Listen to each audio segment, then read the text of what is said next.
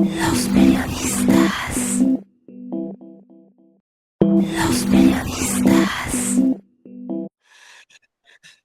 Bueno, saludo aquí en orden de aparición a don Humberto Aguilar Coronado, a Javier Cobos Fernández y a Luis Alberto Martínez, el director editorial del diario El Popular. Esperemos que se conecte Claudia. Me dijo que sí. Luis Ignacio sigue de viaje y no va a poder estar con nosotros hoy. A ver, ahí va un resumen rapidísimo. El foro de Davos lanza señales de alerta ante un horizonte económico repleto de riesgos. Los dirigentes políticos y económicos que se reunieron esta semana, bueno, la semana pasada, en Davos observan con inquietud las tensiones geopolíticas que agitan los mercados. Una cabeza de una noticia aparecida en un diario financiero dice: Davos despide al mundo tal como lo conocíamos hasta ahora. Políticos y empresarios asumen que el mundo entra en una nueva era en la que Europa tiene que buscar su hueco. Davos está evidenciando el deterioro de la posición internacional de los Estados Unidos. El Foro Económico muestra cómo la política de Trump aleja a los aliados tradicionales, regalando espacio a China y cosechando nuevos apoyos marginales. Uno de los temas que sorprendió a mucha gente, que ya se había manejado desde hace un poco menos de medio año, es la presentación por parte del gobierno de Trump de una nueva Gaza al estilo de Dubái. Jared Kushner anuncia el proyecto para reconstruir la franja con rascacielos turísticos junto al mar. México traslada a Estados Unidos a 37 presos por delincuencia organizada. Omar García Harfuch ha informado que los detenidos han sido enviados a cárceles en 6 ciudades estadounidenses. Días después, el director del FBI se reúne con Omar García Harfuch en tierra mexicana y regresa con 2 detenidos prioritarios. Como resultado del encuentro, el funcionario estadounidense se lleva a 2 detenidos claves de los Estados Unidos. O sea, México está colaborando como nunca con Estados Unidos en la guerra declarada por Trump contra el narcoterrorismo. El Poder Judicial se gastó 252 millones de pesos al comprar 571 vehículos nuevos. 9 son camionetas blindadas para los ministros de la Suprema Corte de Justicia de la Nación, que se suben a las camionetas blindadas con guarache y rebozo. No importa, ya van protegidos. El tribunal defiende la adquisición de las camionetas alegando que las que recibieron de la administración pasada son obsoletas y no se pueden subir en ellas. Por lo tanto, es un gasto verdaderamente impresionante porque hay vehículos que valen casi 3 millones, un poco más de 3 millones de pesos. El panorama económico de México al inicio de 2026 nos sitúa en una encrucijada donde la teoría del desarrollo y la praxis de la política monetaria colisionan. Tras un cierre de 2025 marcado por la atonía industrial, los indicadores recientes sugieren un repunte que, lejos de ser el resultado del fortalecimiento estructural, parece responder a una maniobra de reanimación forzada por el manejo de las tasas de interés. Y ante esta realidad es pertinente cuestionar si este oxígeno es sostenible o si estamos alimentando una combustión inflacionaria que devorará el poder adquisitivo en el corto plazo. El texto no es mío, es de Javier Cobos Fernández en su última colaboración periodística. En la aldea, el incendio de la puerta de la catedral. Varias interpretaciones. No hay vigilancia, no hay cámaras, no hay drones. Las rejas cubiertas de plástico negro para ocultar las obras del atrio protegieron a los delincuentes. Mensaje anticatólico, intento de robo, broma. ¿Qué interpretación le damos a esto? A ver, cafecito. Eli. Ahora sí yo ya me he preparado también. Lo que reanima en la mañana. A ver, Beto.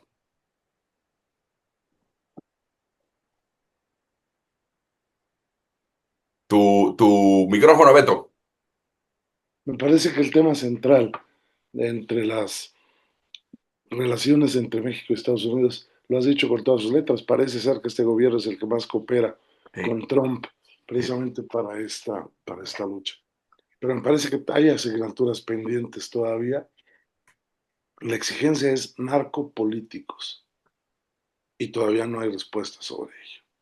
Entonces, ante esto, me parece que la amenaza de imponer aranceles a nuestro país, de no valorar el Tratado de Libre Comercio, de pues seguir amenazando ahora con barcos en el Caribe, muy cerca de México, eh, pues debe hacer pensar a la presidenta si va a seguir en la lógica de la presión y de la obediencia ciega, dejando de lado la marcha y buen gobierno que quiere encabezar. Al margen de lo ideológico, que eso viene en el tema de la reforma electoral, me parece que esta es una cuestión de respuesta que tiene que dar a, a los Estados Unidos. Lo dijo bien Javier Cosa hace algunas semanas. Antes decíamos, ya amenazó Trump, pero al rato se va a echar para atrás. Ahora no, ya amenazó Trump, ya está cumpliendo. Entonces me parece que habría que estar muy atentos en este asunto porque los mexicanos sí queremos, y es una buena señal, como dice Ciro Gómez Leiva en su artículo de hoy, que es una buena señal que los capos que le interesan a Estados Unidos se los estén llevando para Estados Unidos, ¿no? Me parece que eso es Se bueno, llevan a los capos y con toda la información que tienen los capos. que eso es lo que les importa a Estados Unidos. El capo es lo de menos, hombre, ahí lo tienen encerrado, pero la información que tiene sobre personas que los pudieron ayudar en la realización de este tipo de ilícitos es valiosísima para Estados Unidos. Hasta aquí lo dejo, que ya voy a tomar mi propóleo.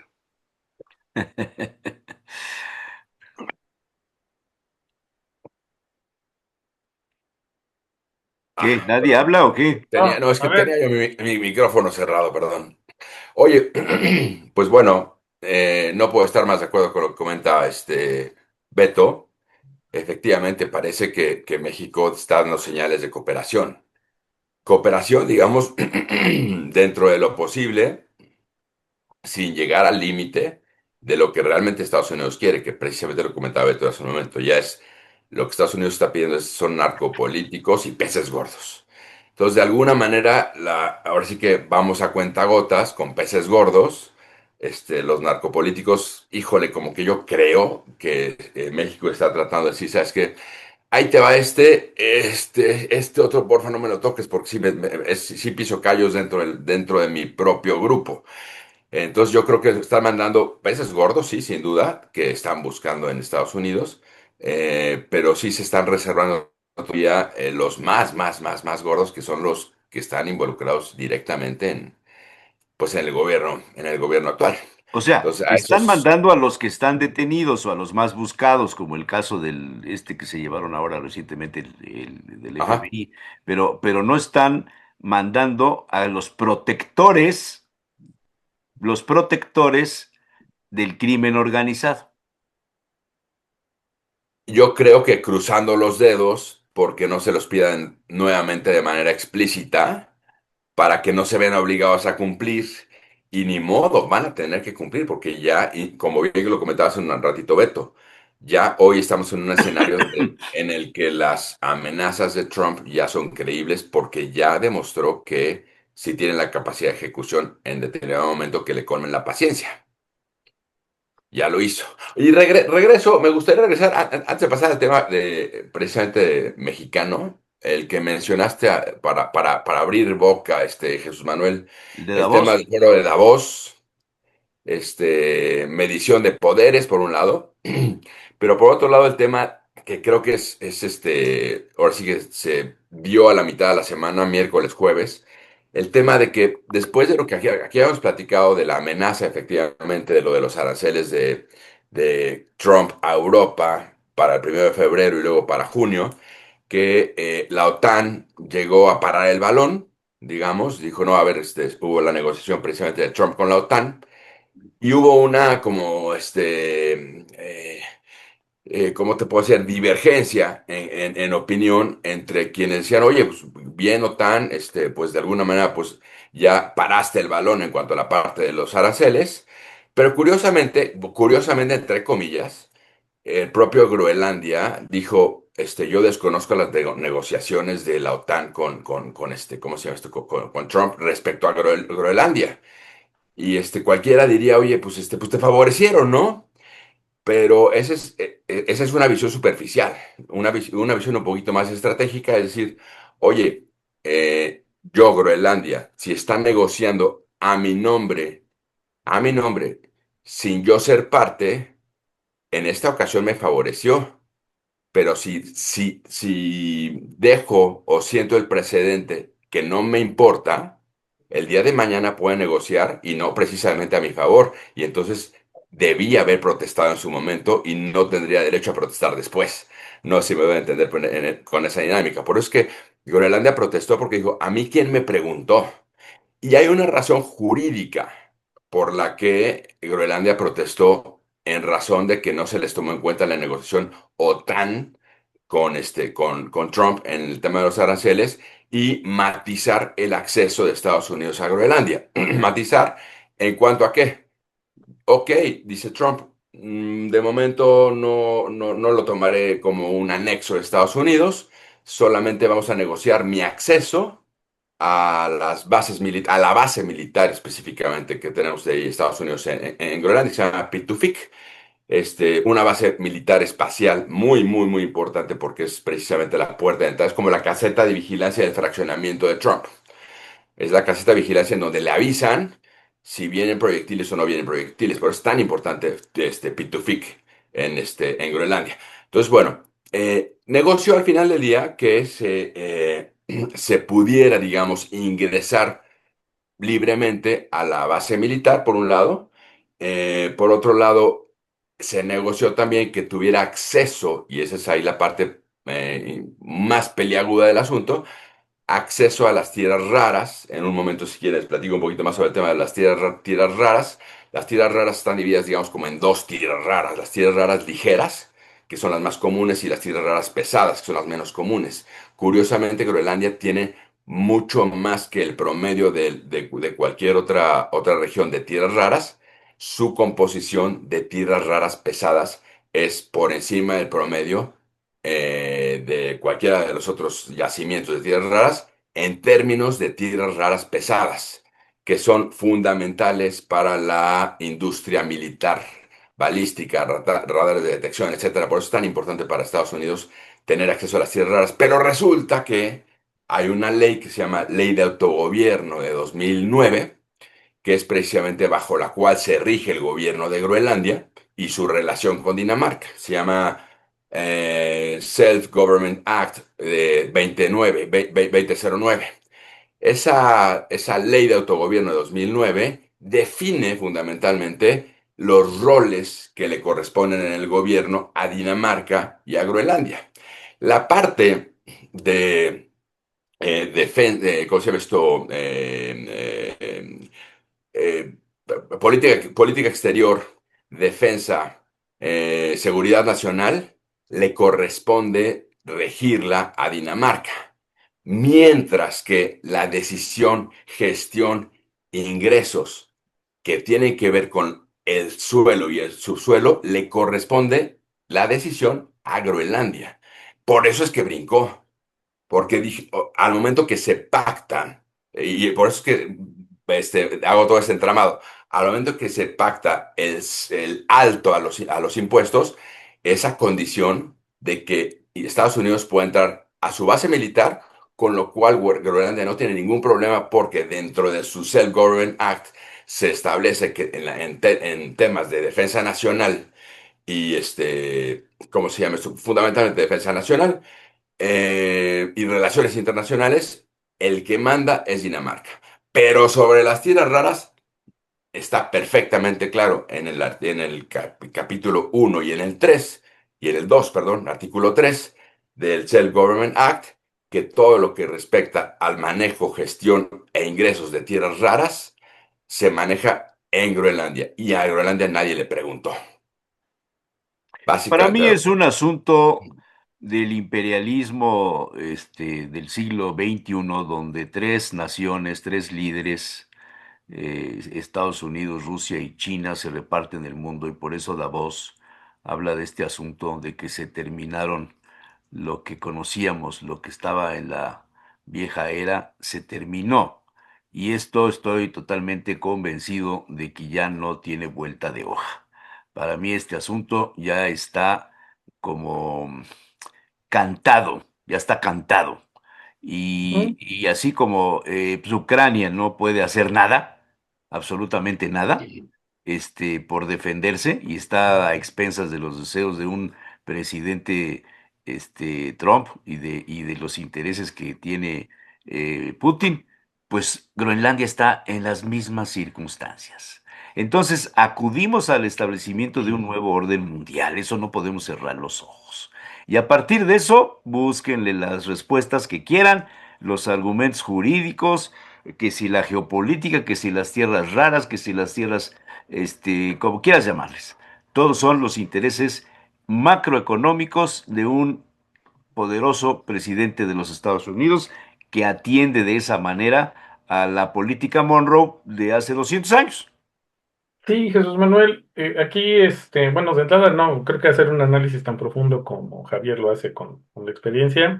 Eh, yo siempre recurro, cuando los temas son complejos, recurro pues a las plumas, ¿no?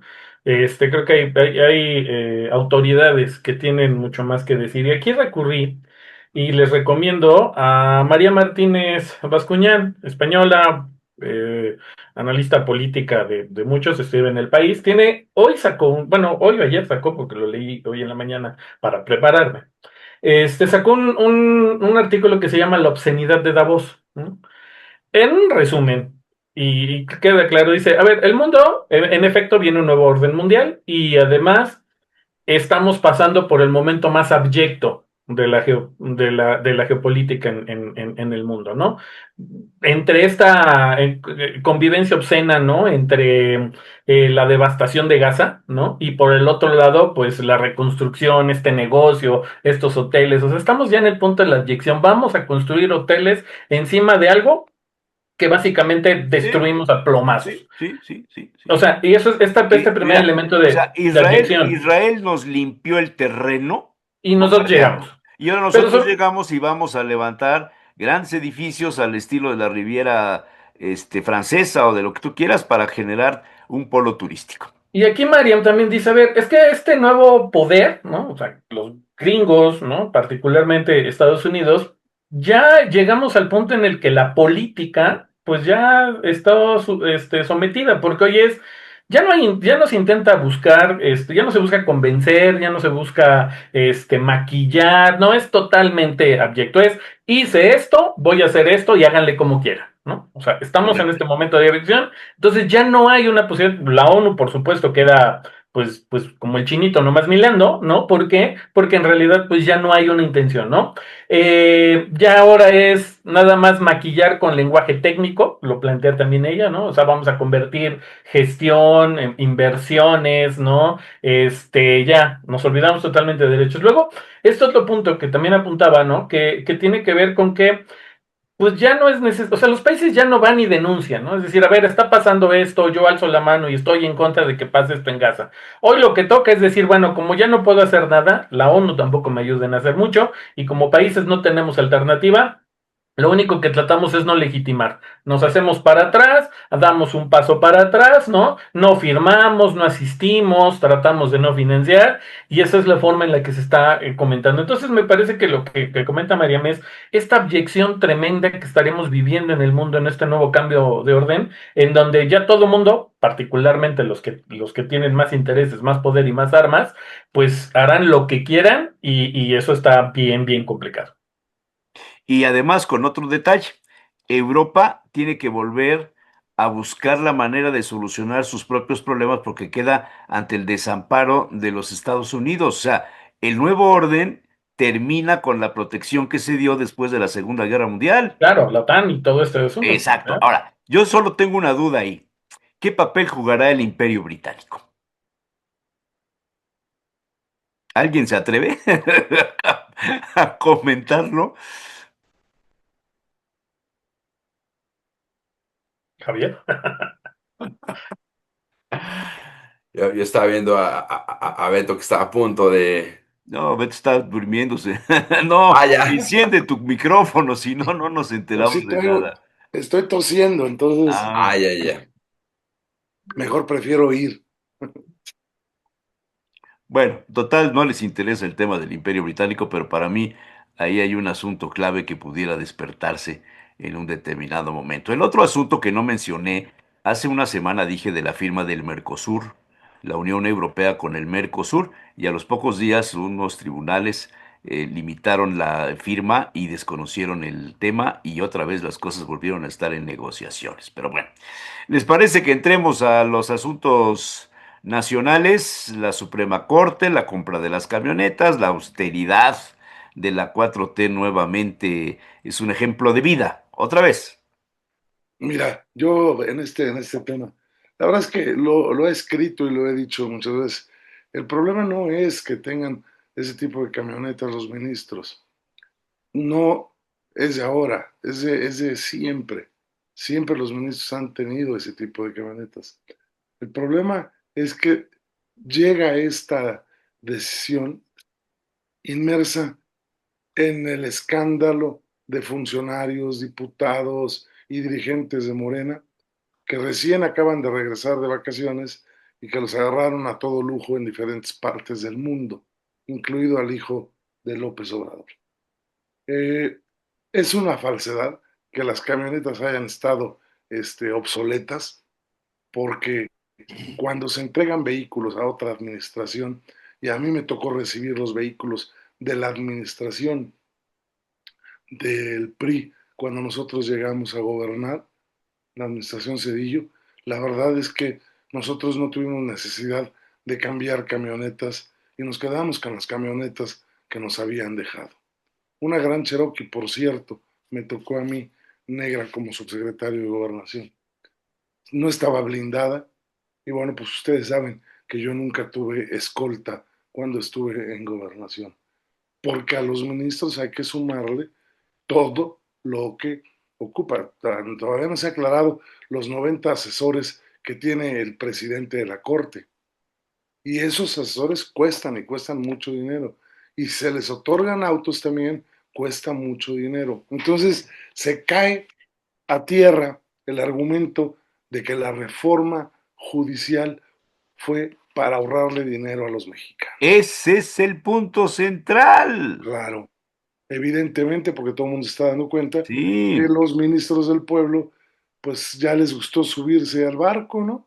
Y que es comodísimo viajar en camionetas de 3 millones de pesos blindadas, mientras la impartición de justicia sigue dando traspiés en cada una de las decisiones que toman los ministros. Entonces, otro eslabón más, me parece, al descrédito y al discurso. Ese es el trascendido, que se suma, o sea, es otra gota más que va llenando el vaso y el vaso se puede derramar y eso acerquémoslo por favor al 2027, acerquémoslos a los tiempos electorales. ¿Qué puede suceder? ¿Se está desmoronando Morena? Ah, bueno, no sé. Bueno, adelante, Humberto. No sé si quieras contestar la parte del desmoronamiento de Morena. Las Dije, moronas de jóvenes, Morena. jóvenes ustedes, a mí lo que me preocupa no es el desmoronamiento de Morena, sino dónde va a caer ese enojo, esa frustración, esa desilusión hacia Morena, hacia dónde se va a ir. De, totalmente de acuerdo. ¿A los Oigan, nuevos partidos políticos? pues no a Porque en el corto PAN no plazo. veo, no Ah, veo espacios. ah, El PAN da una rueda de prensa para presentar su propuesta de reforma electoral y no llegan más que 20 legisladores entre senadores y diputados. Válgame Dios. Luis Alberto, ibas a decir algo. sí, bueno, pues antes de arrancarme con lo de la Suprema Corte, que ahí creo que les quiero compartir también una anécdota, ¿no? Eh, para ilustrar este tema, pero ahorita en torno a contestar este tema del desmoronamiento de Morena, no, a ver. Recientemente, en la semana, me parece que miércoles o jueves, sacamos un reportaje en El Popular que tiene que ver con las militancias el crecimiento de las militancias de los partidos a nivel estatal, ¿no? Y Sí. bueno, Morena creció 5000%, ¿no? Una cosa, pues sí, porque evidentemente pasó de 2023 a tener 8000 personas afiliadas a tener más de medio millón de personas afiliadas, ¿no? Con todo Gracias, esto, Alcente. Gracias, maestra. Gracias, con todo maestros. con todo lo que esto implica, ¿no? Las presiones, será motivo de otro análisis cómo llegan a este medio millón. Yo creo que valdría la pena hacerlo en una mesa. Pero al mismo tiempo, pues se habla de la diferencia en las militancias en 2 años del resto de partidos, ¿no? El PRI pierde cerca de 11,000 personas afiliadas, incluyendo Blanca Alcalá. Este, Perdóname, ya es oficial esto de que Blanca ya, deja el viernes el hizo PRI. oficial su renuncia ¿Y al dónde se PRI. va, perdón? Re- Eso todavía no lo ha terminado de decir, aunque hay muchas especulaciones de qué color se va Tendrá a que ir pintar. al oráculo que tiene ahí muy cerca a consultar. Oye, a ver, Luis, entonces Solo ya para Blanca iniciados este Alcalá último renunció al comentario PRI. que acabo de hacer. ¿Perdón, Luis, Beto? no, le preguntaba a Luis si ya Blanca Alcalá había renunciado al PRI. Eso es lo que Sí, yo... sí, lo Ajá. oficializó ayer viernes, no, ayer no, antier viernes, bueno, el viernes pasado, ya no sé en qué día vivo, pero el viernes pasado lo anunció, ya fue la nota como de todos los medios, ya anunció su renuncia y pues hay muchas especulaciones de hacia dónde va a terminar, parece que no va a terminar en Morena, como muchos priistas, pero bueno, hay especulaciones, total que una figura relevante como Blanca Alcalá, pues renuncia al PRI, ¿no? Pero además con el PRI, en el PRI, pues bajó 10,000 personas afiliadas, ya no están en el PRI, ¿no? Y con él en todos los partidos, el resto de partidos, excepto Partido Verde, PT, PSI, Movimiento Ciudadano, en Puebla, todos ellos perdieron ¿El PAN militantes. tienes el dato, Luis? El PAN, sí, bueno, a detalle está en la nota, pero el PAN tuvo un crecimiento de 2023 a 2025. En el 2024 crece como 1,000 o 2,000 y vuelve a perder. Es decir, se ve que afiliaron de cara al proceso 2024 y después los vuelve a perder. Entonces, en balance se quedó igual. O sea, el PAN no creció, ni bajó ni creció, ¿no? En el 2024 aumenta un poquito y luego los va perdiendo, ¿no? Y esto, pues habla pues de este punto, de este impasse en el que se encuentra Acción Nacional. Yo creo que en el caso, Humberto, estarás de acuerdo conmigo en términos de que finalmente el PAN todavía sigue siendo la alternativa, digamos, desde la derecha y sigue siendo el partido que hay muchas personas que no van a dejar de militar del PAN, porque es tradición, porque es derecha, porque no se van a atrever a irse a ningún otro partido, ¿no? Independientemente de si hay problemas internos, todas las cosas, ellos van a seguir siendo panistas toda la vida. Creo que eso es lo que los mantiene. Lo cierto es que pues ya no han crecido. Pero con esto voy a que a corto plazo no se ve que Morena tenga el más mínimo eh, quiebre o se desmorone. Ahora, lo que han hablado varias plumas y me sumo a ellas es que Morena no se está desmoronando, está desordenado. O sea, Morena es un partido en estos momentos sumamente desordenado, donde hay un montón de voces opinando, un montón de voces queriendo poner candidaturas, cada quien hace lo que quiere, unos se suman a una narrativa, otros se suman a otra narrativa, otros ven al partido con un determinado interés, otras ven al partido con muchos intereses, ¿no? Es decir, en estos momentos lo que tiene Morena es que está totalmente descontrolado. Y en eso también tiene que ver las narrativas. Y allí voy, ahora sí, puenteo con el tema de la Suprema Corte, porque creo que eso es bien importante. A ver, ya lo han comentado, ¿no? Por allí Melissa Ayala, perdón, hizo recientemente un artículo analiza este tema en el Universal. Y yo creo que ahí sí es bien importante esto. A ver, no tendríamos por qué estar discutiendo la compra de 9 camionetas para la Para Suprema los Corte, ¿no? ministros. O sea, ¿por qué? Porque en términos generales, 9 camionetas para la operación, ¿no? Incluso territorial, con lo que ellos se plantean, que van a salir, van a ir, viajar y todo eso. En términos generales, una camioneta, ustedes lo saben, yo algún día lo preguntaba cuando estaba en el ayuntamiento, o sea, ¿por qué este camionetón? ¿Por qué la Suburban? ¿Por qué estas camionetas? Me decían, a ver, hay ciertos protocolos que no podemos romper, hay ciertas camionetas y ciertos protocolos que nos dicen que tienen que estar blindadas, y para blindarlas no puedo poner un blindaje en un Atos, ¿no? Porque no aguanta las cosas estas. Ahora, el asunto es justificar o no, yo no se me entiende que intento justificar la compra, porque en efecto, pues si ya hay un parque vehicular que estaba útil, pues ¿para qué te metes en este tema de las camionetas? Que además, aquí parto de lo que es el símbolo, la camioneta, el camionetón. Históricamente, el camionetón es un símbolo. Comprar una camioneta, que un político utilice un camionetón, ya es per se un símbolo político. Recordemos, yo recuerdo mucho hace 3, 4 años, el alcalde Eduardo Rivera, bueno, reciente iniciaba su segunda gestión, le toma fotógrafo de prensa, le toma una imagen en donde él se está subiendo, lo recuerdo con un chaleco azul, se está subiendo una camioneta y junto a unas personas en condición de calle y Sí, lo plantean sí, como que él está ignorándoles y él se sí, está sí, subiendo, sí, ¿no? Me sí. parece una interpretación, por demás, sensibililoide, ¿no? Pasó también con la alcaldesa Claudia Rivera, algún día se está bajando de una camioneta y entonces es ligar el tema de es que tienen que ser, la 4T se planteó diferente, cómo es posible que utilice esas camionetas, ¿no? Y algún día, y esto lo parto de la anécdota, pues yo me senté, ¿no? Y les preguntaba, oigan, ¿y por qué? O sea, ¿por qué utilizar la camioneta? Que por cierto, esa camioneta, la camioneta que en ese momento era común entre Claudia, Eduardo, era la misma camioneta, una sub blanca, ¿no? O negra, no me acuerdo, era un Suburban enorme, ¿no? Que se había comprado en el periodo de Luis Bank.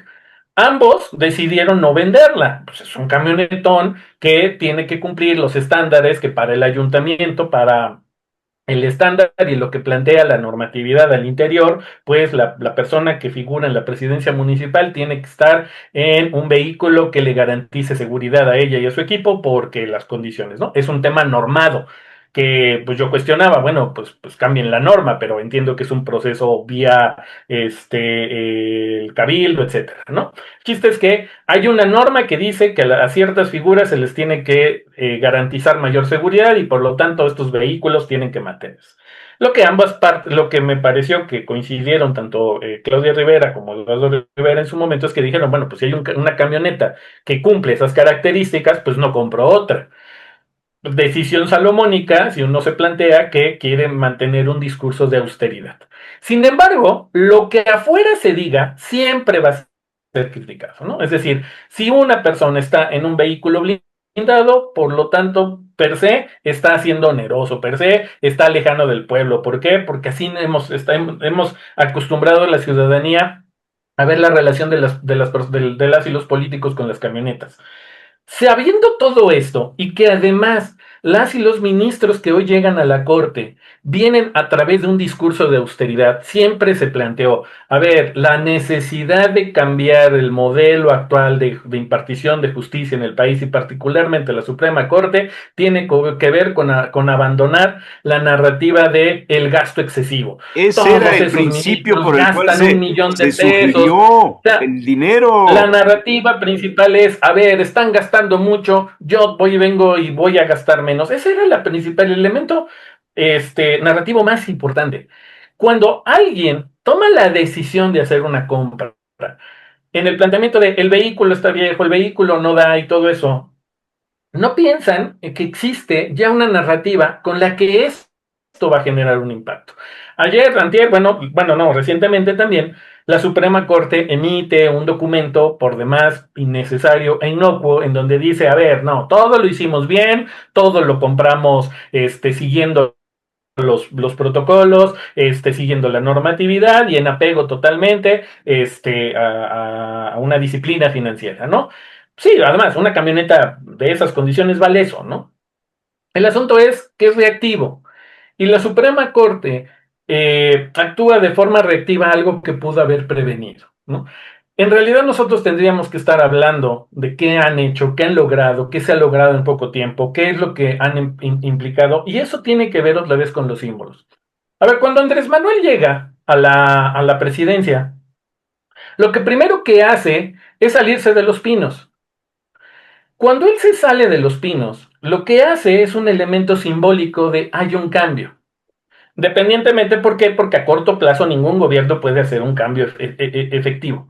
Bueno, ¿qué es lo que hace? Da un elemento narrativo de me salgo de los pinos, esto ha cambiado, ¿no?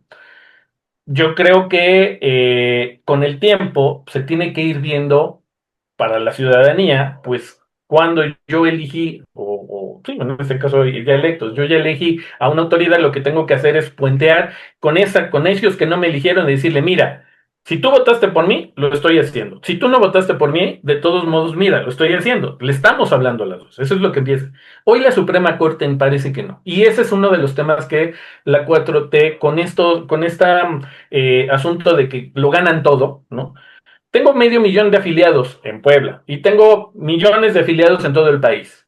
Me da la suficiente abyección, y lo escalaré incluso con Davos, de decir yo puedo hacer lo que quiero.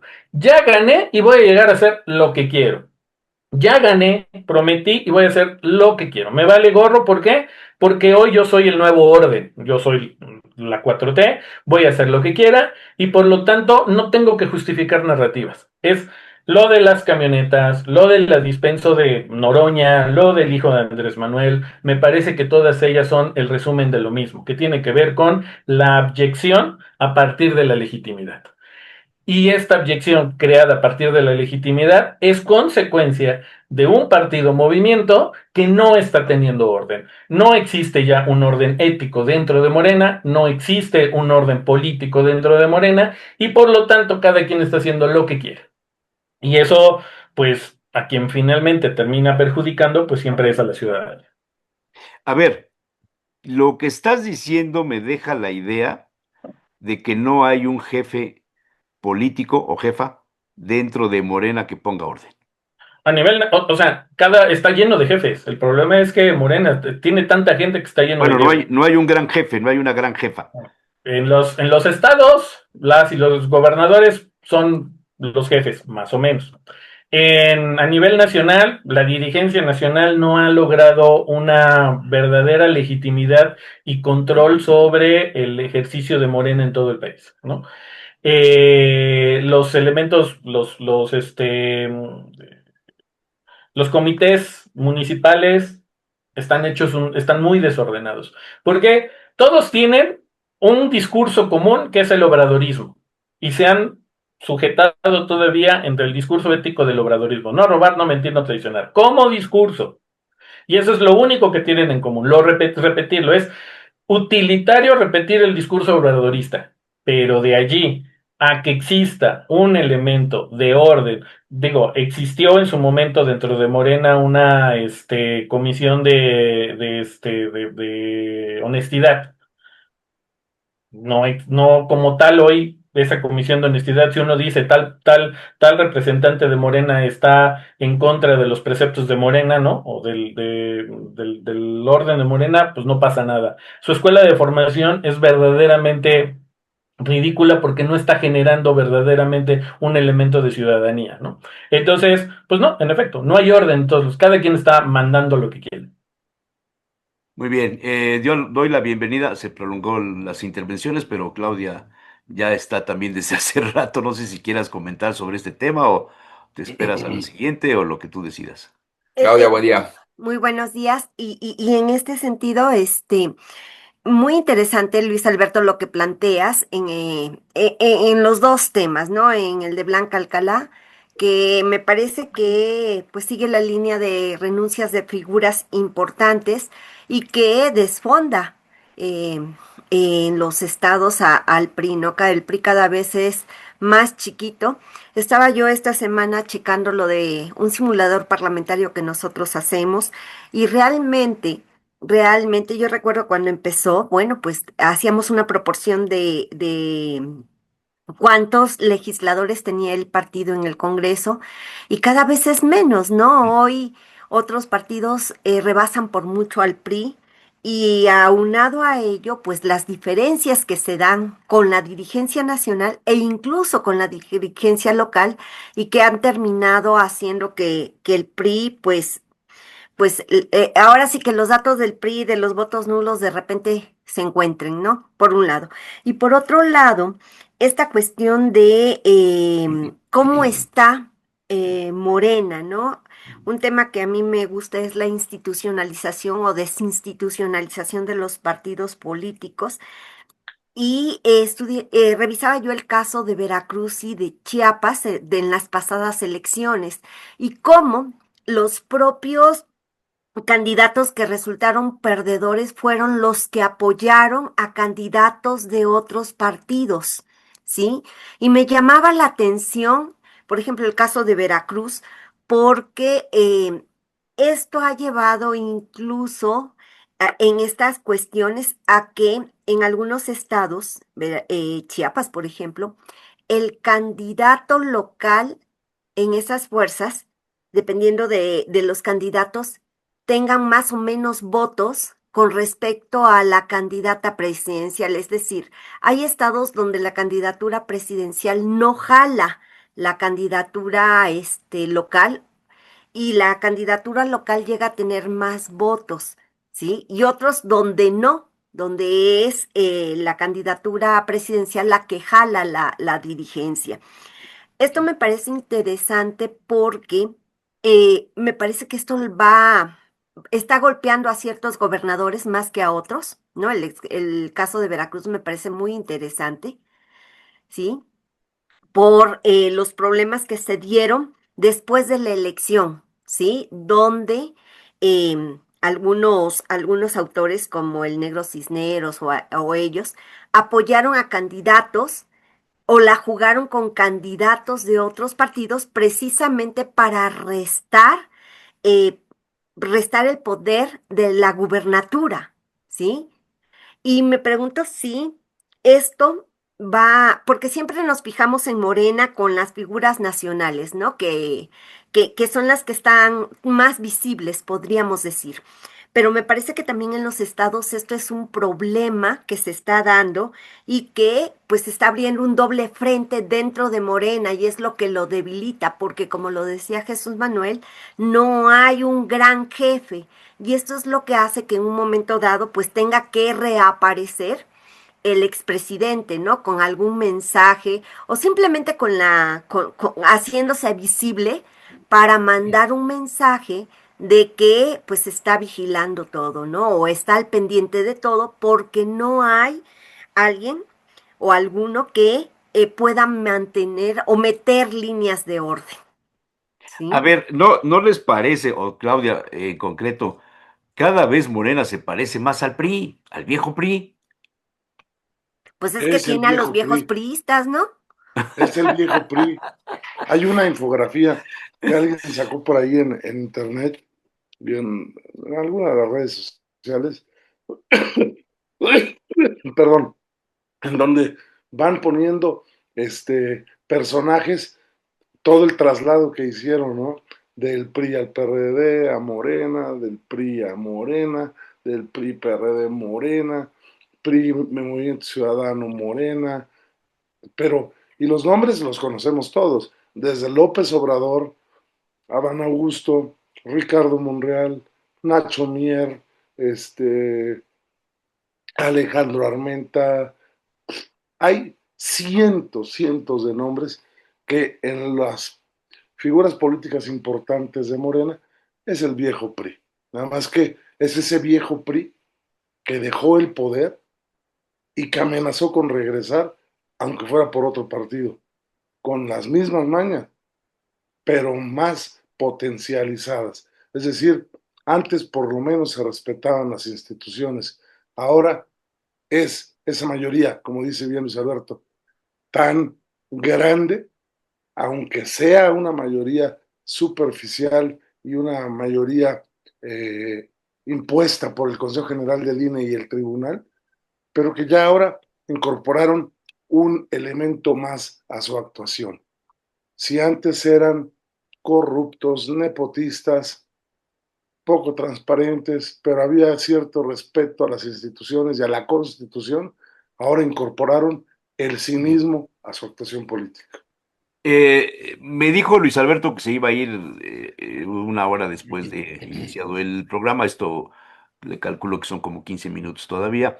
Y yo quisiera, si me lo permiten, aunque regresemos después a los temas económicos, porque Javier Cobos en su última colaboración periodística hace un análisis muy interesante que me gustaría que nos explicara a los que no sabemos sumar, ni restar, ni dividir, ni multiplicar. Pero el tema del incendio en la puerta de la catedral. ¿Qué Ujú. mensaje, Luis Alberto? ¿Qué interpretas? ¿Tú publicaste alguna información interesante? Eh, ¿Qué onda? ¿Qué sabes? ¿Qué trasciende?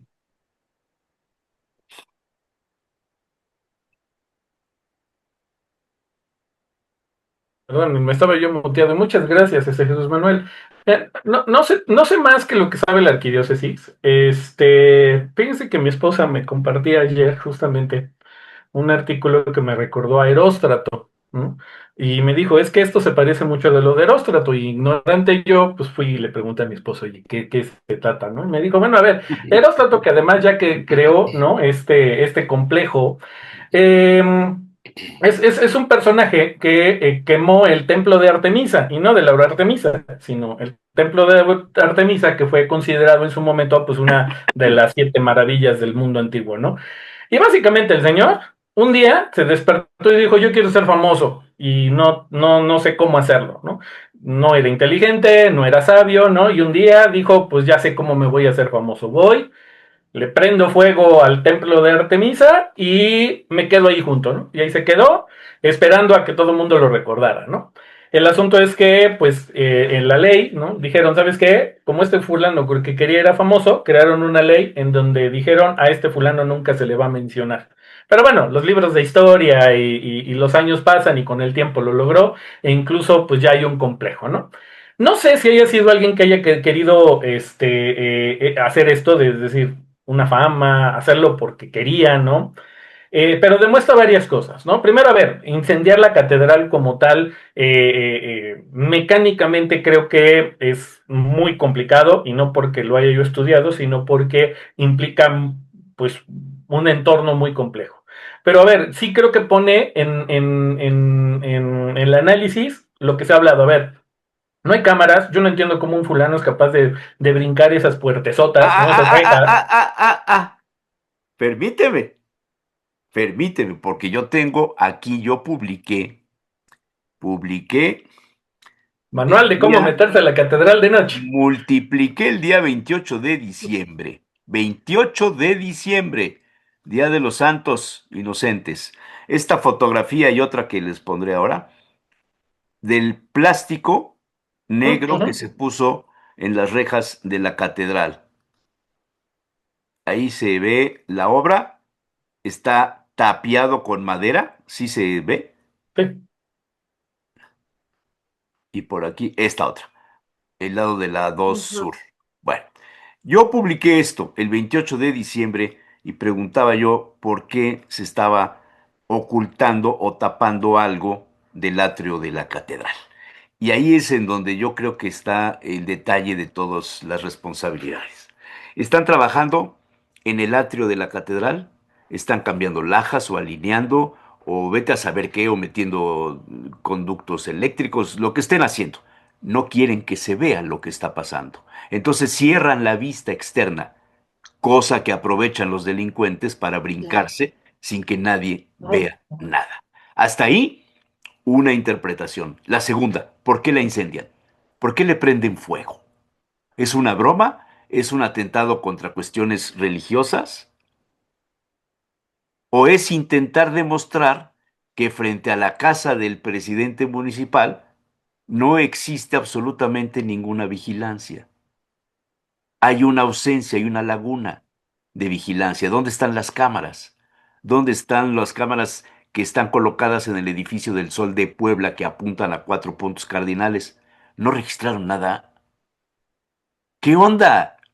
Porque No, cuando bueno, colocaron la banal Navidad, los arreglos de Navidad banales y colocaron su caja de regalos y colocaron la esfera y no sé qué, había una patrulla todas las noches. Todas las noches. Entonces,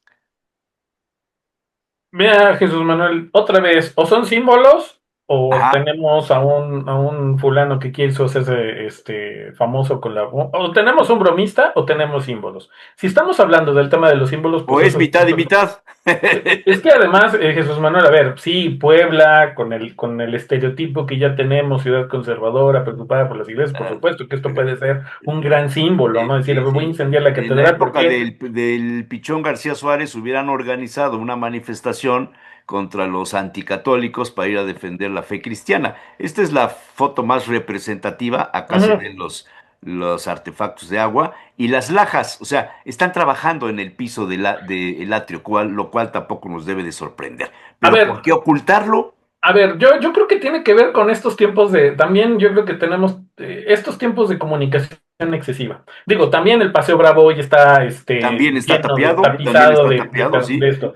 Sí, Yo pero ahí no hay nada que recuerdo, se incendie, salvo las oficinas del ayuntamiento del predial. recordarán que Jesús Manuel, cuando hace unos años instalaron una réplica de la Capilla Sixtina, me parece que fue Por en el atrio. supuesto, por Y supuesto. esto implicó que había muchas fotos y mucha documentación en torno a que si dañaron las lajas de catedral, que se lo Ajá. hicieron bien, que se lo hicieron mal. A ver, yo creo que de entrada, este tema de poner los zules, de tapiar, tiene que ver con estas conversaciones inocuas que se dan hoy constantemente de que alguien saca una foto y dice, miren, ya cortó a la mitad la piedra y eso no debe de hacer, porque en internet y ChatGPT dice que esto no debe de ser así. Y entonces, pues las fiebres, las fobias, se concentran en si ya rascaron, si no rascaron, si ya le acomodaron. Por supuesto, lo del museo, bueno, lo de la réplica esta fue tremendo porque dañaron el piso, ¿no? Entonces, si ahorita lo están haciendo, creo Lo que han están tratando dañado de más en otras ocasiones también. lograr un poco de libertad. Cuando intervinieron el Zócalo, también yo estuve en reuniones cuando la intervención reciente del Zócalo, ¿no? Por parte del gobierno federal, y bueno, que si quitas las rejas, que si pones las rejas, que si las bancas, que si no, que si por allí, que si la fuente, es decir, se genera con todos estos fibias y fobias, se genera siempre un discurso de lo están haciendo bien o lo están haciendo mal.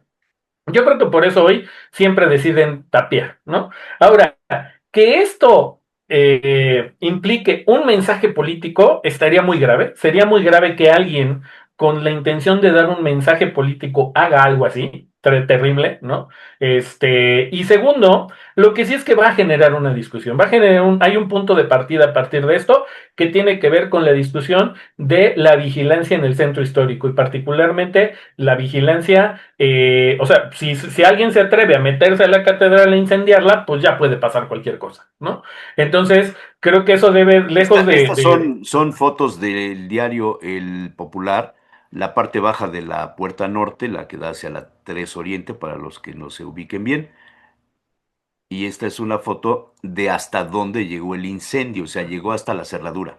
Estamos hablando de metro y medio, una cosa así, y no allí no sé, más. bueno, yo desconozco de esas cosas de incendios si hubo algún solvente o si simplemente pues, digo algo tienen que hacer para que queme, ¿no? O sea, esas puertas no se queman así tan simples, no es como que le ponen un cerillo y se prende, ¿no? O sea, algo tiene que pasar, ¿no? Yo espero que se den las investigaciones adecuadas. Creo que es una conversación que va a detonar elementos de seguridad y vigilancia adentro del centro histórico y por lo tanto a la autoridad municipal y a la autoridad estatal les va a tocar, les va a raspar, va a generar una discusión, y lo demás. Bueno, pues esperemos que este símbolo, ¿no? Insisto, no sea verdaderamente obra de alguien que quiera hacer un elemento simbólico desde lo político como desde lo religioso. O sea, no creo, porque también deslegitimaría muchas luchas. Ustedes saben que siempre que hay una marcha el 8M, hay un blindaje de la catedral, Ujú. ¿no? ¿Por qué? Porque hay grafiteo. Es decir, sí, las mujeres o las personas feministas que han estado haciendo esto, siempre van y grafitean. El grafiteo es un símbolo y también debe de entenderse como un símbolo. Pero ya ir y quemar una puerta con el lujo con el que se hizo recientemente, yo creo que no lo haría, no hay un movimiento que haga eso, creo. Pero bueno, pues ese es el punto y el comentario. Ah, ¿Alguien yo creo más? que sí, yo creo que fue con todo el dolo, sí, y a mí Dolo, eso, claro. en el sentido de, incluso Luis Alberto, de alguien que está buscando precisamente provocar una reacción por la forma en que se da, sí, el momento, aprovechando ahorita que está tapiada, y me parece que esto Digo, no, estaba yo pensando si tiene algún sentido la fecha o algo así, ¿no? Porque es otro, cuando hablamos de elementos simbólicos, son elementos que se ponen sobre la mesa, ¿no? No la encuentro en este momento, pero sí me llama la atención que se hayan atrevido, fíjate, a brincarse con todo y el combustible para poder incendiar la puerta, ¿no? Bueno, No, no, estamos suponiendo que hubo combustible. sí. Sí, estamos suponiendo, ¿no? Porque, bueno, las notas del periódico decía que sí, ¿no? Entonces, pues no es un acto menor, vamos. Sí, esto fue el 24, ¿verdad? La madrugada del 24. Sí, Sí, sí ¿verdad? tuvo, La sí, madrugada del 24, ¿no? Luis Alberto, no se te oye nada.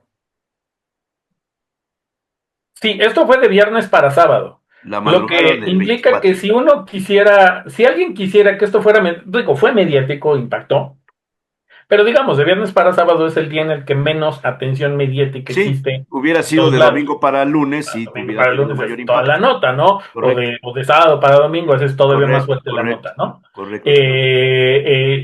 Concuerdo, hay alguien, hay dolo, por supuesto, digo, nadie va a incendiar algo, hay dolo. Quisiera, es más, optimistamente, digo, está muy feo porque es nuestro patrimonio, optimistamente quisiera que fuera un loco que quiso hacer algo, ¿no? ¿Por qué? Porque si no, si hay algo, una motivación ideológica o política detrás de esto es muy, muy grave. sí, Por sí, supuesto. coincido. Ah, nada más una pequeña precisión en términos de regulación. La razón por la que se aíslan o se tapan las construcciones no es otra, no es porque no quieran que se vea lo que se hace o porque se critique o porque se lo están haciendo mal o porque hubiera algún tipo de opinión externa sobre lo que está haciendo adentro. Eso es solamente una norma oficial mexicana que es la 031/2011. Es por regulación, no es por opiniones de nadie. Ok. Buen apunte. Muchas gracias, Javier. Ya. Pero, a ver, espérame, esto esto es en un edificio público, no en un edificio privado, ¿verdad? Cualquier construcción que se haga o Ujú. remodelación que se haga en territorio nacional tiene que cumplir con la normativa mexicana 031/2011 que establece que se tiene que cercar por protección de los Ujú. Sí, transeúntes, Pero polvo, desde polvo y acá no hay piedra, ¿no? ninguna. que se caiga una viga, que se caiga. No, pero no hay vigas. Acá están levantando las No, lacas no, para no, pero sí hacerle No, tiene no, que no, más. no, ver. pero es un tema regulatorio que se debe de cumplir Ujú. en cualquier construcción independientemente de lo que hagan. Sí, Norma sí, oficial y razón Javier tiene mexicana, porque cumplida. Pero, también a tiene ver, que ver con visto, polvo, visto, contaminación, todo vamos esto. a suponer que la norma se cumplió. Ahora, ¿quién en la catedral tiene la autoridad para ordenar vigilancia? Aquí es producto de la ausencia de vigilancia, de monitoreo de lo que pasa en el espacio, ¿o no? Pues es que yo, Hubiera sido muy bueno que tuvieran cámaras y se hubiera grabado quién fue el agresor. Pero un apunte nada más, sí son edificios públicos, recuerda Sí, que sí, las sí, sí iglesias lo no es, tienen claro. posesión de los inmuebles, Ahora, es el Estado, ujú. perdón. Y aquí también, pues hablamos de un edificio histórico, patrimonial, ¿no? no, pues Que todo, además Gabriel. turismo, finalmente, ¿no? Claro, claro. Independientemente del impacto religioso, que por supuesto es importante, pero estamos hablando de que es uno de los lugares más visitados por y los turistas en Puebla, ¿no? Entonces, por supuesto que asumiríamos que tendría que tener vigilancia, tendría que estar sometido a varias cosas, pero bueno. Ya hubo incendios, ya ha habido robos, ¿no? Love también ya en su momento pues se fueron y robaron cosas, ¿no? Pero aquí hay una motivación, Acuérdense insisto. cuando era gobernador Mariano Piña Olaya, el primero o segundo año, se descolgó un individuo de la cúpula mayor de la catedral y se robaron los famosos lagartos. ¿Sí se acuerdan? Ujú. No, yo no. Alguna vez vi por ahí la nota, igual creo que el gallito, ¿no? En algún momento. Ah, Oh, eso no me perdón. acuerdo. Y también se han robado dragones, muchos dragones. Bueno, y me pregunto si las personas que lo hicieron tenían este dato, ¿no? De la cuestión de cómo está la seguridad, las cámaras de vigilancia o demás, porque también esa es otra cuestión.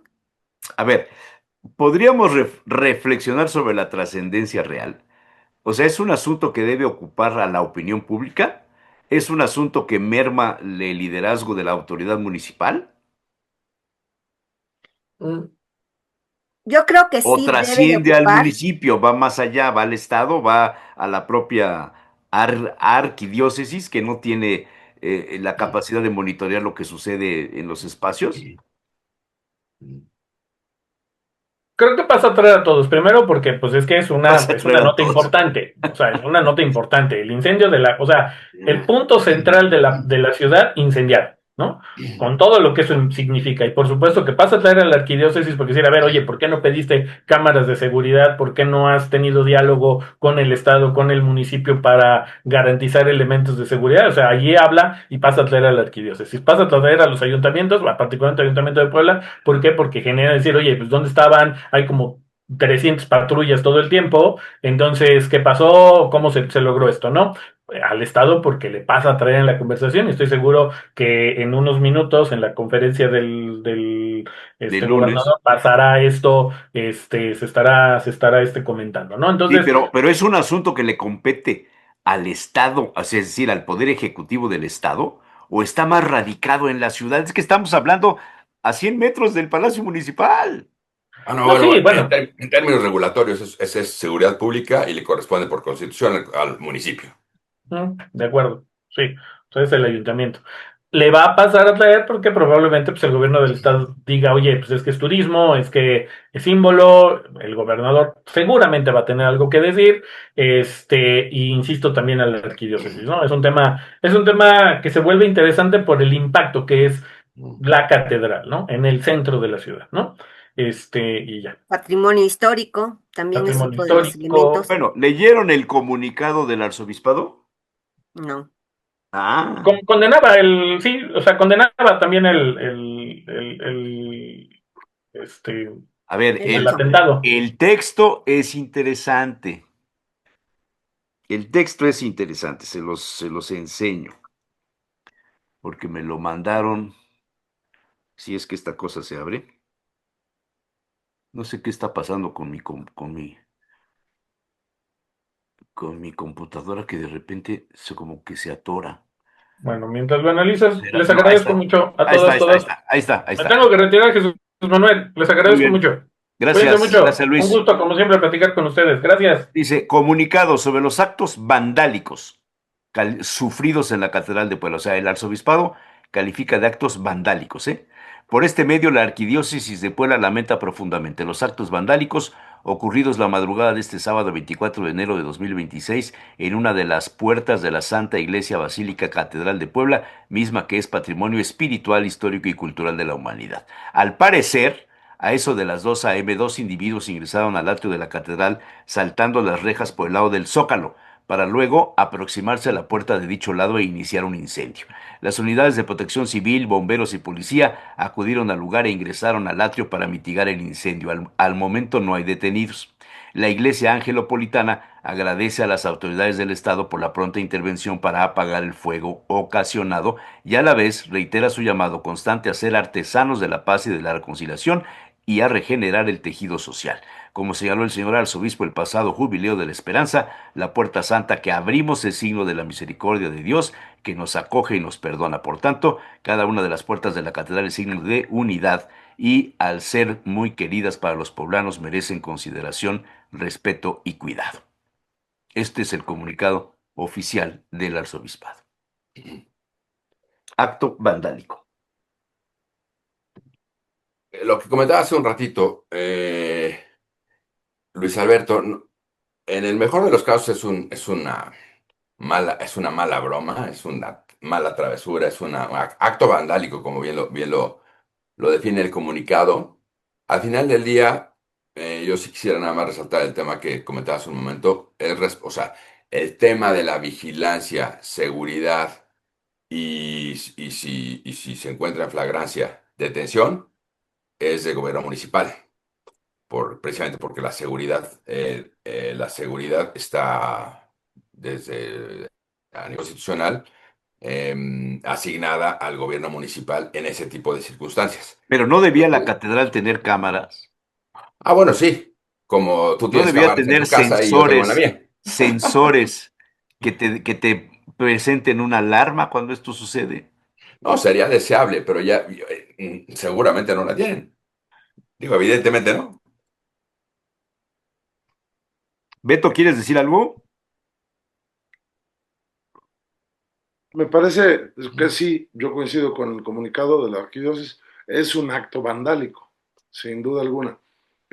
Ojalá haya la investigación suficiente para saber cuál fue la motivación, porque pues lo demás es especulación. Porque también los vándalos se meten a los panteones a destrozar tumbas. Los vándalos andan en las manifestaciones destrozando monumentos históricos. Sí. Entonces, esto es una destrucción, algo ciertamente que para muchos representa mucho más que una puerta, ¿no? Pero que evidentemente la autoridad estaba en la obligación de hacer la investigación pertinente para pues, ver qué pasó. Ahora, no hay cámaras en la catedral, pero sí hay cámaras en las calles de la ciudad de Pero por Puebla. lo visto no funcionan. Pues tan fácil que es poner entre las 2 de la mañana y las 3 de la mañana a ver quiénes pasaron por ahí, cómo se fueron, en qué vehículos se fueron, cómo llegaron, pero se requiere voluntad para hacer la investigación. Si no la hay, pues nunca Sí. nos vamos a quedar con la información y nos vamos a quedar simplemente como se quemó o alguien intentó quemar la puerta norte de la catedral. A No, ver, ya, a vean, ver, vean el lado, morboso que voy a poner. Pero una inteligencia superior acaba de soltar un garbanzo de a libra, poniendo en evidencia que todo lo que dicen que se está haciendo bien tiene un punto de vulnerabilidad a tal grado que dos delincuentes son capaces de poner en riesgo el edificio más importante de América Latina, la Catedral de Puebla. ¿Se dan cuenta de eso? sí. Y en ese sentido también, ¿no? Hay muchos negocios que tienen cámaras en estas calles. Yo creo que se podría hacer un seguimiento. Y por otro lado, digo, a ver, me pongo a pensar, ¿sabían que no hay cámaras en la catedral? ¿Por qué ingresan por esa puerta? Es decir, ¿Por qué no empiezan a ingresaron por la de las 5? por ejemplo, por ejemplo, ¿no? ¿Por qué ingresar sobre esa? ¿Por qué particularmente incendiar esa puerta es la más vulnerable o de qué se trata? Porque No sé, estaba tapado con plástica la reja. ¿sí? Entonces, digo, tratando de encontrar algún elemento simbólico, ¿no? Que pudiera ayudarnos a las respuestas. Y por la otra, ¿no? Me parece que sí, tiene una razón de ser. A mí me parece que no es simplemente el hecho de un acto vandálico maldoso, ¿no? Se me hace mucho como para que sea tan simple, ¿sí? Bueno, si quieren seguimos con el tema, le cambiamos a lo económico que Javier nos ilustre. No, lo que económico y lo geopolítico a partir del discurso, por ejemplo, de Davos, Es que eso lo tratamos al inicio, compañera. mm, Sí, llegó pues usted sí, tarde al reparto de la riqueza. no, no me dejó entrar, vea su teléfono. No, aquí voy a ver mi teléfono. ¿Para qué veo mi teléfono si yo lo tengo en la computadora? Ah, bueno, ¿Ah? ahí están los mensajes. No, qué mensajes, hombre. Ah, no se peleen. Bueno, continuamos, a ver. Muy bien. Bueno, en atención a lo que comenta Claudia, rapidísimo, Claudia. ¿Puedo tomarme 2 minutos, Jesús Sí, Manuel, para tómatelos, además? tómate. Mientras yo me tomo mi café, tú tómate los 2 minutos. Vale, voy a tomar 2, 3 minutos para comentar, para hacerle un recap a Claudia sobre el tema de lo de Davos. En lo que concierne al tema de Groenlandia, Dinamarca y Estados Unidos. ¿Se acuerdan que hace 8 días platicamos sobre el tema de, lo de las aranceles? Que sí, que sí, no, que es una presión, que efectivamente en el juego de ganadores y perdedores ambos perdían, es importante, ¿eh? Ambos perdían, tanto los 8 países que iban a hacer, digamos, a los que les iban a imponer los aranceles a sus exportaciones, eran 8 países. Ellos perdían, digamos, el 21% prácticamente de sus Ujú. exportaciones, mientras que apenas y el 10% del comercio con Estados Unidos, con Europa, pues era el 10%. Entonces, ambos pierden, pero unos más que otros. Al final del día, lo que ya sabemos es que a la mitad de la semana, Trump pactó con la OTAN, que no, que aranceles no, no pasa nada, y solamente nos quedamos en un tema de ocupación, no tanto de hacer una es decir, no, ya no me interesa tanto comprarlo, simplemente estar ahí por 3 puntos fundamentales. El primero y más importante es el control de la base militar de Pitufik, perdón, que es una base militar estadounidense, pero está operada por militares canadienses, daneses y americanos también. Pero ellos quieren tomar total control de esa base, principalmente por lo que representa como lo que comentabas un ratito, como la caseta de vigilancia del fraccionamiento, en donde dan el pitazo de manera anticipada si hay una salida de algún misil desde China o desde Rusia. Entonces, por eso es muy importante tener esa base militar perfectamente controlada, que está precisamente en Groenlandia y se llama Pitufik, que antes se llamaba Tulde, pero que le cambiaron el nombre. Bueno, en fin, es una razón militar, la primera y más importante. La segunda, que también es muy importante, es el acceso a las tierras raras. Las tierras raras, que ya comenté hace un momento, hay ligeras y pesadas. Particularmente esta área tiene un promedio más alto del normal de tierras pesadas, que son indispensables para la construcción de misiles de alta precisión y radares de detección temprana que quiere desarrollar Estados Unidos para no depender de las tierras raras pesadas que solamente China provee. El 90% del mercado de tierras raras pesadas lo tiene China. Y entonces a Estados Unidos no le encanta que, pues si Ujú. quiere desarrollar misiles de alta precisión, teledirigidos, con unos procesos muy, muy sofisticados de elaboración, la materia prima para poderlos hacer son precisamente estos elementos que ahorita no recuerdo exactamente el nombre de los elementos, son los elementos de esas tierras raras para elaborar estos temas de tema militar. El segundo, ese fue el segundo tema. El primero era lo de la base militar. Y el tercero, en verano, gracias al cambio climático, se hace navegable esa ruta que representa, digamos, una reducción de tiempos respecto a los tiempos que se tienen de tránsito por el Canal de Panamá. Es una reducción como del 40%.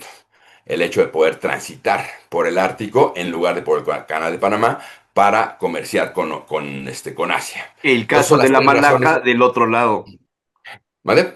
Es el mismo caso de la Malaca del otro lado, que es un puente, es un paso también que reduce tiempo en la comunicación. Exacto, Este es en el lado occidental, el otro es en el lado oriental, la Malaca. exactamente. Antiguamente, hace muchísimo tiempo, antes de que existiera el Canal de Panamá, la ruta era infinitamente mayor porque tenía que bajar hasta la Antártida y volver a subir para comerciar. Después, bueno, cuando se hizo todo el tema de la construcción del Canal de Panamá, se redujeron sustancialmente los tiempos porque el transporte por agua es muchísimo más barato que el transporte por tierra, por eso es que el Canal de Panamá no compite con el Istmo de Tehuantepec, y eso ahorró tiempos, pero a través de los años y gracias al cambio climático, en verano es navegable el Ártico y por lo tanto es interesante poder comerciar a través del Ártico, reduciendo también los tiempos, como comentaba hace un momento. Esa es la tercera razón. En términos jurídicos, Dinamarca puede negociar con Estados Unidos o la OTAN, incluyendo Dinamarca, puede negociar con Estados Unidos el cese al tema o el stand-by, mejor dicho, de los aranceles, sí, porque es una prerrogativa que le otorga la ley de autogobierno de 2009, que es la ley con la que se gobierna Groenlandia, se llama Ley de Autogobierno de 2009, en donde vienen dos partes fundamentales, bueno, vienen muchas, pero quiero destacar solamente dos. Una, toda la parte que tiene que ver con seguridad nacional y política exterior es facultad de Dinamarca. Todo lo que tiene que ver con explotación y administración de su suelo y subsuelo es prerrogativa de Groenlandia. Y como no fue tomado en cuenta Groenlandia sobre un tema de negociación que tenía que ver con las tierras raras, pues por eso brincó. Y la otra es, si deja pasar Groenlandia una negociación por encima de sus leyes, porque es un tema legal, aun cuando le haya favorecido en términos de poner en stand-by ¿cómo se llama esto? Los aranceles, ahorita le favoreció, pero si deja vivo el antecedente de que negocien a su nombre sin Ujú. pedirle opinión, puede negociar en un segundo momento, no precisamente en su favor, y ya no va a poder decir nada. Con eso termino el tema de internacional, Jesús Manuel, creo que fueron cinco Sí, minutos en lugar de sí, tres, pero bueno. yo quisiera que profundizaras en el comentario que hiciste en tu última colaboración periodística Ah, ya. acerca del panorama económico de México en este año, del fortalecimiento estructural de la combustión inflacionaria, etcétera. Ah, claro que sí. Recientemente escribimos, oye, gracias por compartirlo también a través de los periodistas, este mismo artículo. Mira, llamó la atención que cuando fue el 21 de enero de 2026, INEGI sacó un comunicado del Indicador Oportuno de la Actividad Económica, el IOAE, Indicador Oportuno de la Actividad Económica, el 21 de enero, en el que destaca que hubo un repunte de la actividad económica, más bien esto es un estimado, no es como cuando trimestralmente se publica digamos, el crecimiento económico del PIB, que se hace normalmente con una periodicidad trimestral, es decir, 4 veces al año. En este caso estamos hablando del eh, indicador oportuno de actividad económica, que es una mera estimación, no es el PIB. Pero bueno, es una estimación bastante cercana a la realidad y anticipa que al cierre de 2025, en diciembre, tenemos una tasa anualizada de crecimiento del 2,3%. Y esto contrasta fuertemente con la realidad que vimos al tercer trimestre de 2025 de una contracción de 0,2% aproximadamente en el PIB. Contracción, es decir, la economía se hizo pequeña, medido al tercer trimestre de 2025 y nos topamos, digamos, con la sorpresa y de alguna manera eh, contradicción, si se le puede llamar desde el punto de vista muy superficial. ¿Por qué en diciembre entonces hay un repunte de la economía? Y obviamente, digo, no tardó el gobierno federal en filtrar esta información a todos los diarios especializados en economía a nivel nacional para decir, estamos creciendo, estamos bien. Y al día siguiente, o sea, estamos hablando del 21 de enero, el comunicado de INEGI que sacó respecto al crecimiento económico. Al día siguiente, el 22 de enero, saca mismo INEGI, ahora sí que un comunicado inmediatamente posterior, que la inflación anual fue el 3,77%. Esa es la inflación general. Y la inflación subyacente del 4,47%. Es decir, estamos hablando que la inflación de finales perdón, de la primera quincena de enero de 2026 comparado con la primera quincena de 2025 fue superior. Y ahí, recapitulando un poquito, ¿a qué obedece un crecimiento económico aparente en la primera quincena, que se reporta en la primera quincena ¿cómo se llama esto?, de enero, en teoría al cierre de 2025? Fundamentalmente responde a una política monetaria expansiva. ¿Y qué es esto?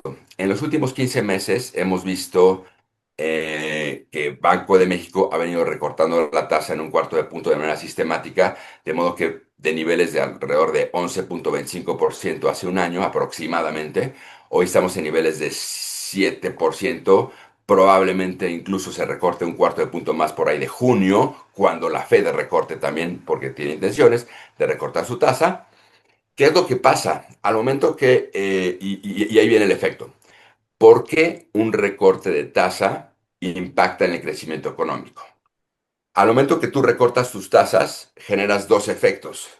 El primero es que la proporción o la porción de la población económicamente activa que está en la disyuntiva de meter su lana en instrumentos financieros para generar cierto rendimiento y le bajan ese rendimiento de manera consistente, poco a poco va a empezar a preferir meter ese dinero en la economía real. No es que se esté produciendo más, es que el recurso se está cambiando de lugar de instrumentos financieros a la economía real.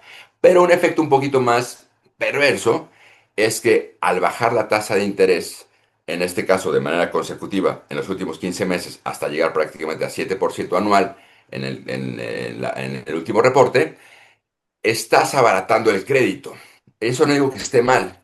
El problema es que al momento que tú sistemáticamente estás abaratando el crédito, estás estimulando el consumo sobre una cantidad de bienes y servicios que no ha crecido a la misma velocidad. Ujú, ujú. Y dado que el consumo derivado del abaratamiento del crédito, la gente se endeuda más, consume más de lo que consumía, eso proyecta una reactivación económica aparente y temporal, sin embargo, inflacionaria.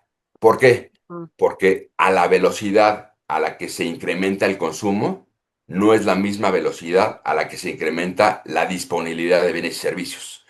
Cuando existe una mayor velocidad de consumo respecto de la velocidad de creación de bienes y servicios, tenemos más lana aparentemente en la economía que servicios disponibles. Y esto ya lo hemos platicado anteriormente. Esa es la receta perfecta para la inflación. Y eso me lo confirma el boletín segundo que acabo de mostrar, que acabo de comentar, en donde efectivamente la inflación subyacente supera el 4%. No sé si con esto más o menos lo Sí, pude sí, pero, o explicar. sea, esto lo que me dejó así como que, digo, o sea, las proyecciones económicas del gobierno mexicano estarán tomando en cuenta estos detalles, estos vectores que van a influir en el desarrollo del proceso económico en este año. Sí, sin duda lo están tomando en cuenta porque la verdad es que es conveniente tomarlos en cuenta.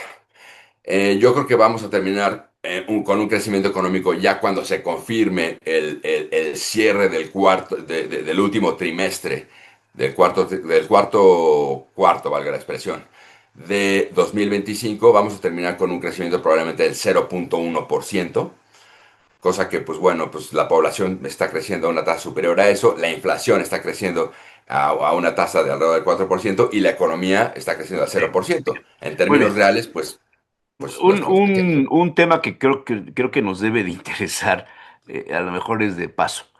El Consejo Coordinador Empresarial está sujeto al proceso de elegir a su nuevo presidente.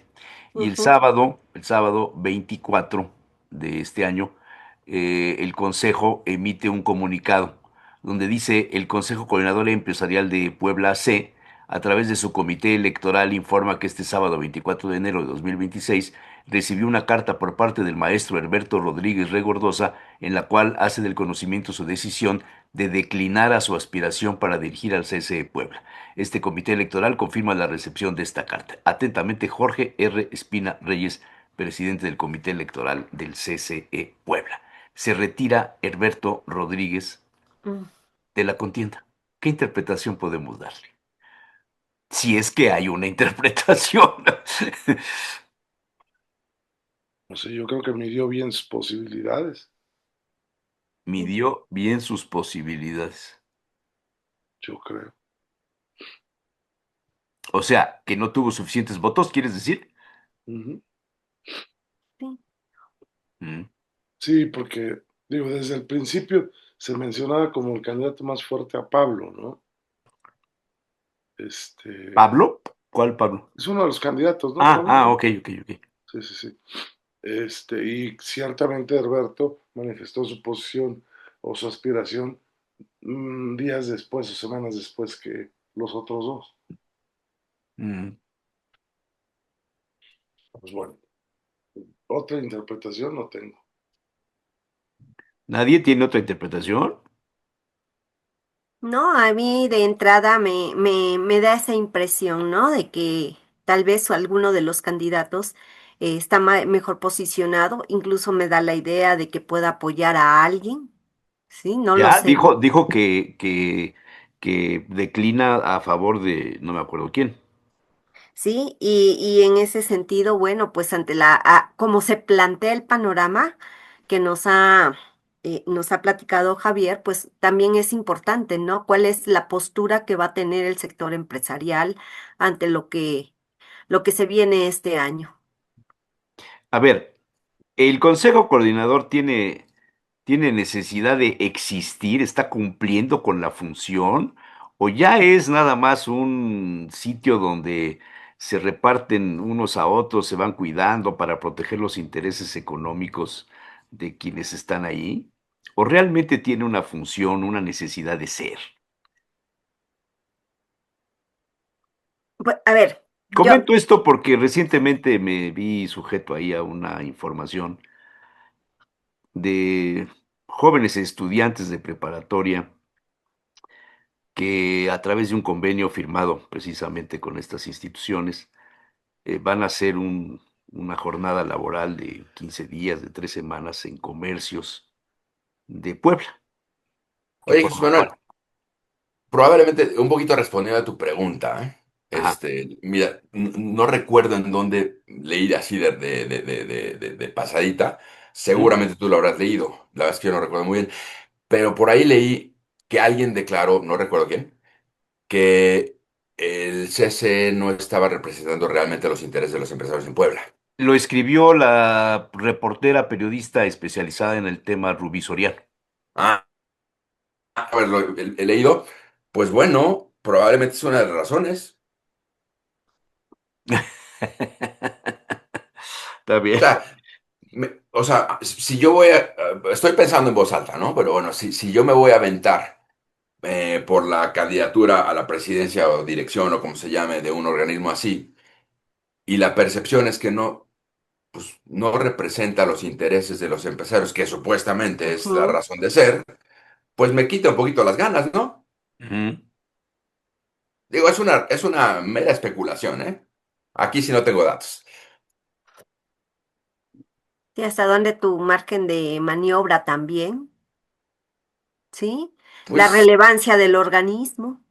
sí, sí dicen, pues si ya, o sea, si ya la percepción es que que no representa los intereses de los empresarios. Y, acuérdense que en los medios y en política, percepción es realidad.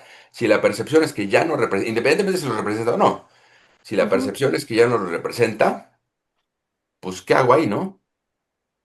Oye, perdón, y regreso sobre el tema de crecimiento económico en México y su impacto inflacionario y que es un crecimiento forzado. ¿Sí fui claro? Sí. Ah, bueno, ya está. No es estructural, por cierto, ¿eh? Estructural sería si hubiera inversión física de por medio, pública y privada. Pero con la baja de tasa de interés, no incrementas la inversión ni pública ni privada. Y Ujú. ya, cierro el tema. No hemos No sé, comentado. creo que hay que pedirle a los organismos empresariales mayor transparencia y definiciones. A mí me tocó cubrir parte de la iniciativa privada desde 1974, en el tiempo en el que comencé a trabajar en el periódico El Sol de Puebla. Y como la Canaco no daba publicidad, pues me daban esa fuente. Como la Coparmex no daba publicidad, pues me daban esa fuente. Como el Comité Coordinador Permanente de la Ciudadanía Poblana no daba publicidad, pues también me daban esa fuente. Se repartían los reporteros las fuentes donde había publicidad, por ende comisiones publicitarias. Y la verdad es que yo siento una lejanía de lo que fue la representación de los empresarios.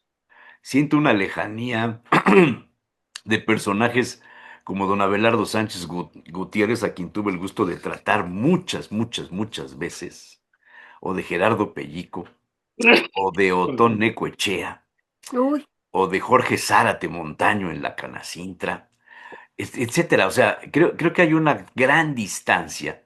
Y hoy día veo, aunque hubo una época en la que dijeron que las cámaras estaban presididas por gerentes de empresas, gerentes, y no por dueños de negocios, veo hoy una lejanía tremenda de lo que el sector privado de Puebla significó en un momento coyuntural para la política estatal.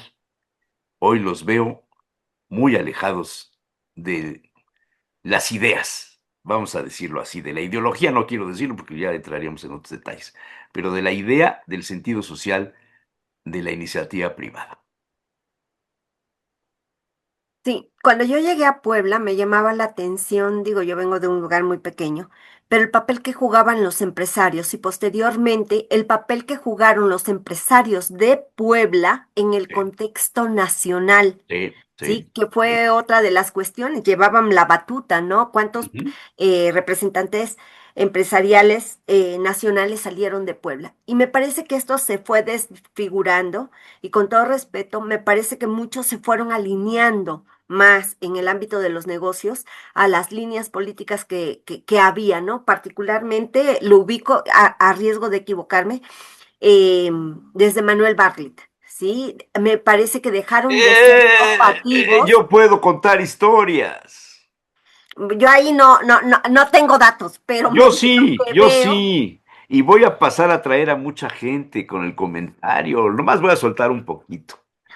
pues, Yo me acuerdo de un encuentro en el patio del edificio principal de la universidad donde tú estás. en lo que dijo.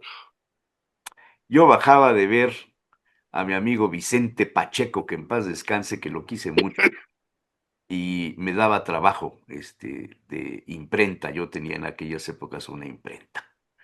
Y bajaba yo y me encuentro en el centro del patio a tres personajes. Uno que era todos eran fundadores de la institución. Uno acaba de morir. Otro, lloramos tú y yo su muerte, y Beto, ¿no? Y otro que murió antes y que le hicieron grandes homenajes en la propia universidad. Y estaban hablando sobre la sucesión de Mariano Piña Olaya. O sea, se decidía en aquella época quién iba a ser el candidato del PRI. Estaba entre Manuel Bartlett y Ángela Cebes Saucedo. Ellos eran los precandidatos. Y una parte de los grupos empresariales poblanos, apoyaba abiertamente a Ángela Cebes. ujú, Los Gancedo, los Pellico, etcétera. ¿Por qué? Pues porque lo conocían, porque era de Puebla, porque tenía muchos años trabajando el tema de ser candidato, etcétera, etcétera. Pero la instrucción fue que no, que había que apoyar a Bartlett. ¿Por qué? Y aquí viene la frase. Porque Bartlett nos conoce, así dijo uno de los que acabo de mencionar, porque Bartlett nos conoce y ya negociamos con él. ¿Qué pasó? ¿Se acordarán ustedes del gran proyecto regional Angelópolis? Empieza la obra pública, la construcción, se forma el consorcio de la construcción. Híjole, estoy diciendo muchas cosas que no debía. Se forma un grupo de constructores que dirige un señor que acabo de leer su nombre ahorita, que es el presidente del comité electoral del CCE. Él encabezaba el grupo y él era el presidente del CCE en aquel momento. Y Bartel les da la obra. Y viene la sucesión por la presidencia municipal de Puebla. Germán Sierra y Gabriel Hinojosa. ¿Se acuerdan? Y ahí viene el rompimiento. Bartlett decía que la derecha de Puebla lo traicionó. fíjense qué interesante, ¿no? Ah, no, y Esos puedo, o datos, sea, no voy a dar más nombres porque ya me pueden ya, incendiar la puerta. ya es exceso. Me pueden incendiar la puerta, pero algún día a Beto le conté. No, no, no, Bueno, no, o sea, los arreglos en lo oscurito, por favor. bueno, Y a mí me parece que, retomando el tema, que a partir de ahí los empresarios de Puebla pues se alinearon, ¿no? Por los arreglos en lo oscurito. Y yo creo que esa parte, pues ahorita que lo dices puede explicar, ¿no? Poco a poco los empresarios los dejé de ver combativos. Yo me Sí. acuerdo que en los Hicieron negocio. pues sí, sí, que es uno de los temas, ¿no? Ya lo decían, ¿no? Los cañonazos de 50,000 pesos, por ejemplo, ¿sí? O la otra, ¿no? A palo o zanahoria, también es otro de los elementos que han estado presentes en la política mexicana, ¿no? El caso es que de ahí, pues sí, están los organismos empresariales, pero incluso, ¿no? En las mismas notas, pues dejaron de tener esa postura combativa, esa postura que contribuyó a la transición política en México, ¿sí? Y hoy, ahorita que lo están planteando, yo me acuerdo que cuando leía los periódicos en aquellas épocas, pues siempre había declaraciones con una línea muy contundente, muy clara frente a los gobiernos. Bueno, pues simplemente me parece que esto dejó de darse, ¿no? Y me parece también que lo que decía Javier, pues puede ser una de las razones por las cuales Herberto dijo. Y la otra sería, a ver, si aquel tiene mayor proyección y lo que necesitamos es una postura frente a lo que viene, frente a lo que está pasando, pues mejor cerramos filas y vamos unidos, vamos retomando esa postura que tenían los organismos empresariales. A final de cuentas, la Coparmex era, por ejemplo, un sindicato de empresarios y el consejo coordinador pues aglutinaba a todos ellos, ¿no? A ver, el Consejo Coordinador agrupaba una serie de organismos representativos como la Canacintra, la Canaco, la Ujú. Concanaco, la Cámara de Restauranteros, y algunas asociaciones que no tenían eran cajas chinas para tener los votos controlados, para tener la mayoría. Y uno de esos organismos era el del cuñado del que leí hace rato de la carta. Ay, Dios mío, no.